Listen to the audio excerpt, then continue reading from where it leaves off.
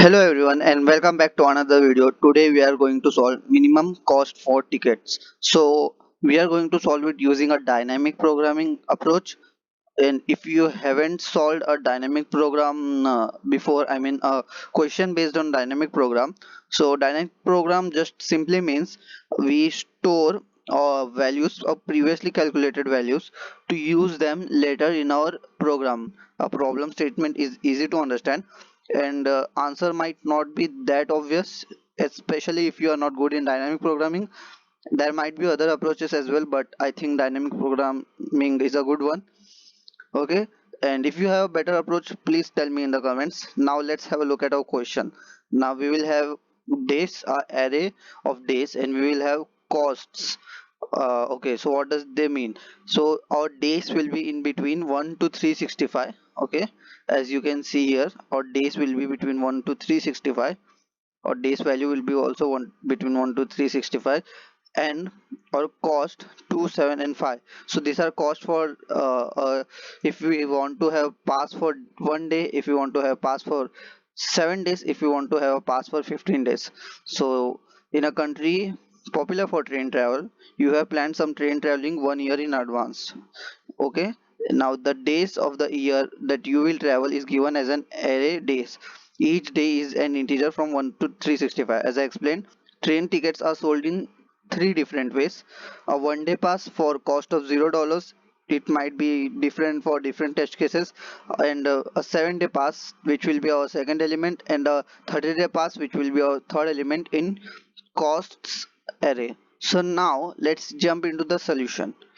So first of all, I would like to create three global variables: integer costs and integer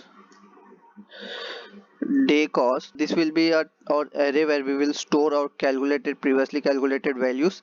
And now we will also have a set of integer set is equals to new hash set. And because we are using hash set, because it has a better time complexity, it has an average time complexity of O of 1, which is a constant time complexity. So first of all, I would like to just for integer element in our days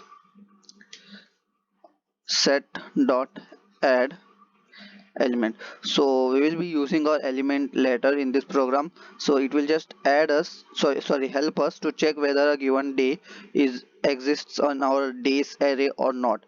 Because we will be going from, for example, in this, let's assume this is our problem, and we are given days 1 to 20, so we will be going from 1 to 20. We won't skip numbers. I mean, of course, we are not going to add any cost for the days we are not traveling.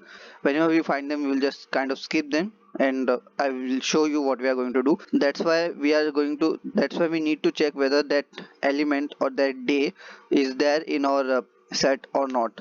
And if we will use our array, it will have a time complexity of OFN, so it will be too slow. That's why we are using a set. This dot cost is equals to cost, and also day cost is equals to new integer days of days dot length minus 1. As I said here, we will go from till the last element. So whatever our last element might be, from 1 to our last day of travel. And then we will have a method to calculate our value, which would be minimum cost. We will call it minimum cost. If you want, you can give a different name, but I'll just call it minimum cost. And then we will call it using days of our last day.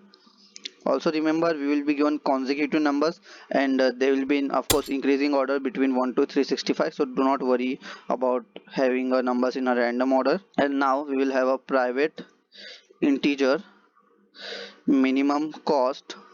We will have a method minimum cost, and we will be taking integer a day, a particular day for which we want to find minimum cost. And I would like to have two conditions. If our day is less than or equal to 0, we will just return 0, and just in a moment you will understand why we have to check this. And also if our day is equals to 1, we will just return our cost of 0, because if we are traveling just for one day, we will definitely take pass for one day. This is not necessary, I'm just doing it because I like to. And now our result would be an integer variable. First of all, we will check if our set contains a given day, and if it does not, then what we will do is our result would be minimum cost of day minus 1, because remember we are moving from last day to our first day, so that's why we are subtracting our day by 1, or we can say decreasing our day by 1. And then we will have a else condition, where we will handle a condition where we does have a day in our holiday schedule. And now we will have a integer 1 equals to minimum cost of day minus 1 plus cost of 0, because remember our one day cost is just our cost of 0, our first element in costs array. And similarly we will have a couple of more recursive calls for a week, or we can call it 7, and for a month, so we can call it 30. And it would be like day minus 7, and it would be day minus 30. So that's why we are having a check here, because when we call it recursively, let's say our days are just 28 days and we are subtracting 30, so it will be -1. So in that case we do not want to calculate anything, we will just return 0. And now we will just find our result is equals to, since we want to find minimum possible value, so we will just find a minimum of all three values. And again math dot min of 7 comma 30. And now we will just return.